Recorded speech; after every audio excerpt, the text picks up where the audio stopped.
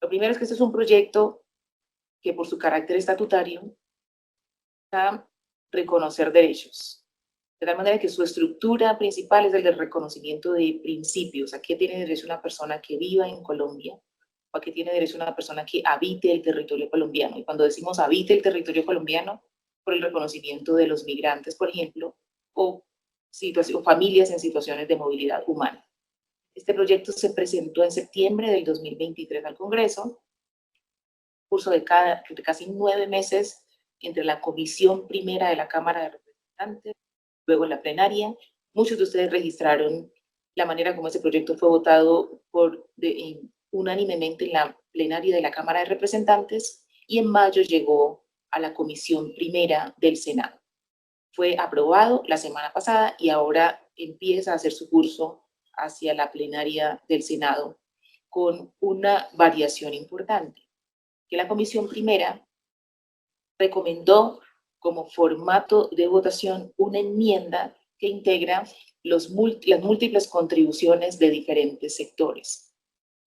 Como gobierno nacional, hemos propuesto que un mecanismo de trabajo debe funcionar en perspectiva de consolidación o de construcción de consensos. Y la enmienda, en ese sentido, funcionó como una metodología que permitiera construir esos consensos. ¿Por qué es necesario que el país tenga un proyecto de ley estatutaria? La Constitución del 91 estableció como obligatoria la educación de los niños a partir de los 5 años hasta aproximadamente los 15 años. Quiere decir que entre el 91 y el 2024 ya es hora que el país pueda actualizar dos aspectos fundamentales: la educación inicial y la obligatoriedad de la educación media, es decir, lo que viene después de los 15 años. Esos dos aspectos son nodales al proyecto de ley.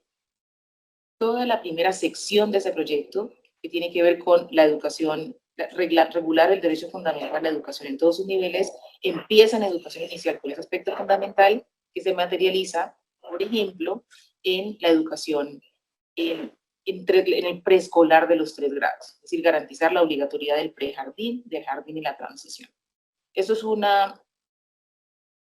nivel de formación que a nivel internacional está regulado en la mayoría de los países, y si el país quiere garantizar una trayectoria educativa de calidad, pues es fundamental que se garantice el derecho a la educación inicial en esos dos grandes primeros ciclos, los 2 primeros meses y luego prejardín, jardín y transición. Entonces ahí tenemos una ganancia importante, superar esas barreras. Conecto este punto con una solicitud que está haciendo hoy el Magisterio colombiano, y es que la redacción de este artículo deje explícito que estamos haciendo obligatorio el prejardín, jardín y transición en el sistema público. Por supuesto, ahí tenemos un camino amplio para garantizarse que así sea. Un segundo aspecto fundamental de la Ley Estatutaria de Educación es que la educación básica incorpore la formación integral. Aquí lo que estaríamos haciendo en la propuesta de ley es regulando que en el sistema público la jornada se extienda unas horas adicionales para integrar la formación en cultura, en arte, en deportes, en ciencia, tecnología e innovación. Eso ya inició con la implementación que tiene el plan de gobierno ahora, con una inversión que supera el billón de pesos entre todos los ministerios que aportan: el Ministerio de las Culturas, el Ministerio de Ciencias, el Ministerio de Deporte, el Ministerio de Tecnologías y el Ministerio de Educación.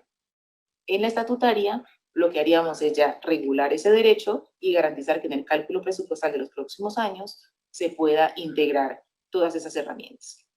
El tercer nivel tiene que ver con la media, garantizar su obligatoriedad, y ustedes más que nadie tienen un lugar privilegiado en sus diversas regiones porque tienen acceso a esas escuelas en donde se demuestra que no existe el preescolar, no existe la escuela completa. En muchas zonas rurales, por ejemplo, en donde la escuela termina en el grado 9º. Entonces, cuando planteamos en la estatutaria esa obligatoriedad, lo que estamos abriendo ese camino, que en efecto ya el presupuesto de educación calcule lo que significa que las escuelas en todo el país, que son más de 44.000 sedes, en efecto terminen hasta el grado 11.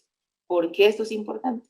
Porque en las zonas rurales donde la escuela no termina en 11, perdemos al 50% de los jóvenes de esos entornos, porque situaciones económicas diversas les imposibilitan continuar en la escuela más cercana que ofrezca el grado 10 y el grado 11. Los dos niveles finales tienen que ver con todo lo que contempla la educación posterior a la media, la educación superior, y allí el avance progresivo que estamos proponiendo es para universalizar el acceso a la educación superior. Eso con respecto a los niveles de la ley estatutaria. ¿Por qué se ha generado una situación que hoy podríamos llamar puntos polémicos de la enmienda y que el país no había escuchado por lo menos 2 semanas atrás? Porque en efecto cambió la redacción de ese artículo de educación inicial y que ahora, de cara a la ponencia que se podría radicar el día de hoy, si así se establecen los acuerdos correspondientes, pues tendría que quedar explícito que el gobierno nacional estaría y el Estado estaría garantizando la media obligatoria en esos 3 niveles. Otro punto que requiere consolidación de consensos tiene que ver con la evaluación docente. En la enmienda, en el artículo 39, se encuentra consagrado uno de los puntos que requiere un acuerdo, un consenso, y es que el criterio de la evaluación quedó redactado en la enmienda del parágrafo que establece que los resultados de las pruebas estandarizadas serían un criterio para la evaluación de los docentes. El magisterio colombiano hizo llegar una propuesta sustitutiva que fue radicada por algunos senadores y senadoras en la comisión primera, y que lo que está planteando es que en lugar de ser una evaluación que, como ellos lo llaman, es una evaluación punitiva, apuestan por una evaluación que sea formativa.